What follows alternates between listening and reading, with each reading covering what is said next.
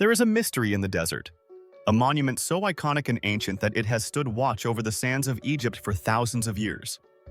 Despite the countless studies, photos, documentaries, and scholarly debates surrounding it, the truth about who built this monument and exactly when it was built remains elusive.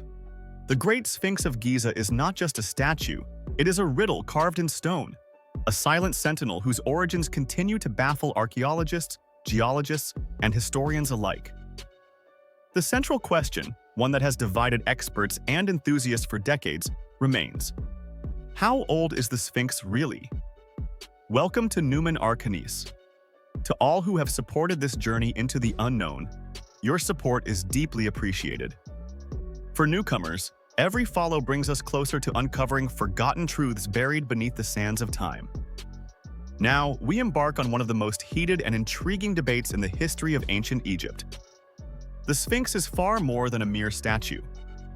It stands as a symbol of mystery and unresolved questions, challenging our understanding of human history and the dawn of civilization.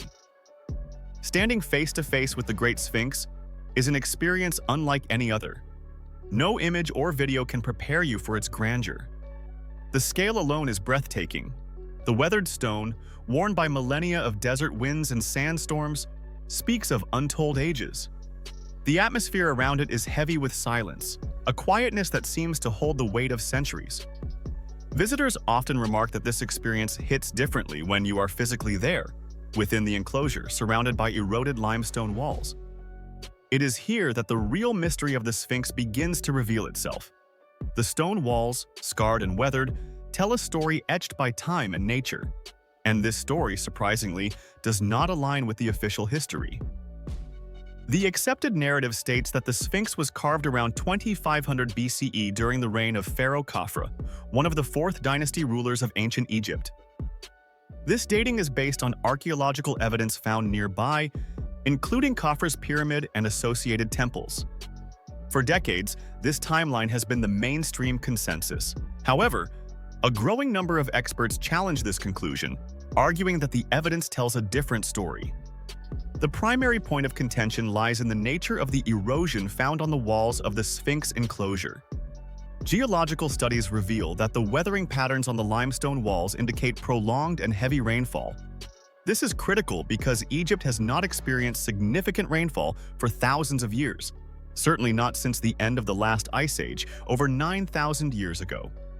The type of erosion observed, deep, rounded, and vertical grooves, matches that caused by water runoff, not wind or sand abrasion, which typically cause different patterns of wear.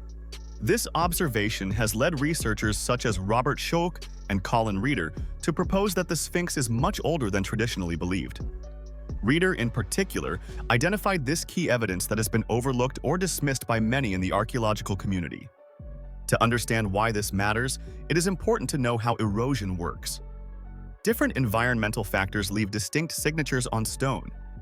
Wind and sand create a surface that is pitted and abraded in irregular patterns, whereas rainfall causes deep vertical channels as water runs down the rock face.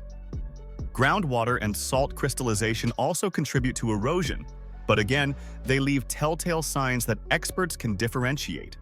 The limestone of the Sphinx enclosure shows pronounced water erosion, suggesting centuries of rainfall rather than mere decades. The stonework around the Sphinx adds another layer to this mystery. The limestone blocks used to construct the Sphinx temple were quarried directly from the enclosure's bedrock.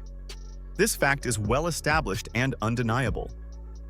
However, the temple was built in 2 distinct phases, and when you examine the northern wall, a part added during the second phase, it appears much better preserved compared to the older sections. Both sections consist of blocks cut from the same geological formation, yet one portion shows severe weathering, while the other looks comparatively fresh.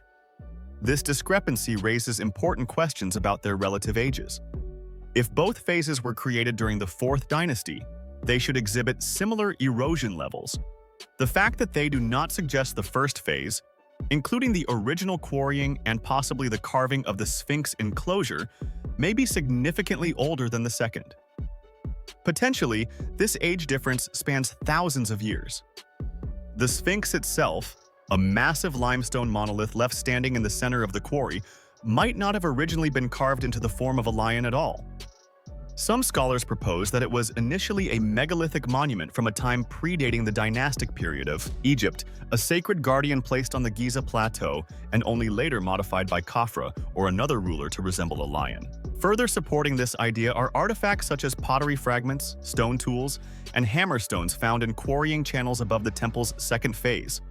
These are clearly dated to the 4th dynasty, confirming the later construction activity. But the age of the first phase remains undefined, inferred mostly from geological analysis rather than direct archaeological evidence. Even more compelling is the presence of pre-dynastic settlements scattered across Giza, with pottery, tombs, and various artifacts buried beneath later constructions. This evidence supports the possibility that the Sphinx was not originally built by Khafra, but rather adopted and repurposed by him. Understanding the ancient Egyptian cultural context is essential when considering the origins of the Sphinx. Pharaohs rarely created sacred monuments from scratch. Instead, they inherited existing sites and structures, building upon older foundations. Temples were frequently constructed atop previous ruins. Shrines were reshaped to suit evolving religious practices, and the identities of gods were redefined to reflect changing beliefs. This long-standing tradition of inheritance and modification suggests that the Sphinx might not be simply a product of the 4th dynasty, as traditionally believed, but could instead be a remnant of a far older legacy. Rather than marking the beginning of Giza's history, the Sphinx may actually represent its ancient spiritual and cultural core. Even the Sphinx's head raises intriguing questions. Its relatively small size compared to the enormous body hints at the possibility that the head was recarved at some point. Some scholars propose that the original head may have depicted a different figure entirely, such as a lion, or the jackal-headed god Anubis, who was associated with the afterlife and protection. Others suggest that the original figure might have held symbolic meaning that has been lost over thousands of years, obscuring its true significance. Adding to the mystery is the Sphinx's precise alignment with the rising sun during the spring equinox, which some researchers date to around 10,500 BCE. This astronomical alignment could indicate that the builders possessed sophisticated knowledge of celestial events, potentially pointing to an advanced civilization predating the dynastic Egyptians. Whether this alignment is simply a coincidence or the result of deliberate design remains debated, but it opens the possibility that the Sphinx was created with a deeper understanding of astronomy and cosmic cycles than previously acknowledged. This perspective challenges conventional views and invites a reconsideration of the Sphinx as a symbol not only of ancient Egypt, but possibly of a much older, advanced culture. Adding to the enigma is the name Sphinx itself, which is not an ancient Egyptian word. The earliest known name for the statue only appears in Egyptian texts during the New Kingdom, over 1,000 years after the Sphinx was supposedly carved. Why would such a monumental and culturally significant statue lack a contemporary name in early Egyptian records? One explanation is that the Sphinx originated in a forgotten time, before the invention of writing and the establishment of the pharaonic system, an era when legends were etched in stone rather than written on papyrus scrolls. This mystery of the Sphinx is not isolated, but resonates globally. Ancient cultures around the world built megalithic monuments such as Göbekli Tepe in Turkey, Puma Punku in Bolivia, Stonehenge in England, and Nan Madol in Micronesia. These sites, some dating back thousands of years before known civilizations, share remarkable architectural sophistication. Could these worldwide megalithic sites be remnants of a shared ancient heritage? A chapter of human history erased by catastrophic floods, climate changes, or the gradual fading of knowledge? The Great Sphinx, weathered and silent, may be one of the last visible witnesses to this lost chapter of humanity. Importantly, these alternative theories do not diminish the grandeur of ancient Egypt, but rather enhance it. They propose that the pharaohs and their civilization stood on the shoulders of a far older tradition of monument building and cultural complexity. The true origins of civilization may lie deeper in time, in ways we are only beginning to comprehend. And so the question remains, was the Sphinx truly built by Khafra, or was it simply claimed and reworked by him? Until we undertake more thorough excavations and apply new scientific techniques, the truth may remain buried beneath layers of sand and stone. Yet, the growing body of geological and archaeological evidence suggests a pre-dynastic origin for this statue, challenging the established timeline. In the words of Colin Reeder, the stone tells a different story.